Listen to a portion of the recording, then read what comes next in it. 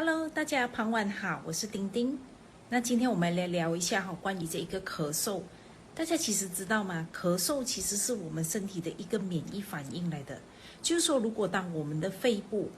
有一些的毒素，或者有一些的垃圾，甚至是可能有一些被毁灭了的这一些的病毒，它需要被代谢出去的时候，那可能我们的身体它就会通过咳嗽把这一些的垃圾往外就是排出去。所以咳嗽呢，其实它是我们身体的一个自然的这一个免疫反应。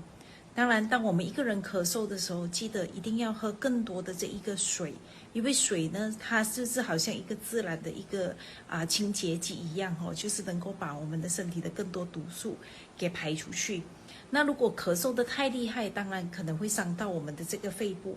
那如果可是说一般的这一个咳嗽，可能就是咳个1-2声的话其实我们不要太过担忧，因为这个是我们身体的一个免疫的反应自然把我们身体的这一些的垃圾毒素把它给排出去的。所以如果是稍微一些咳嗽的话，其实不必太过担心。那今天的营养美学就跟大家分享在这一边，我们明天再见，拜拜。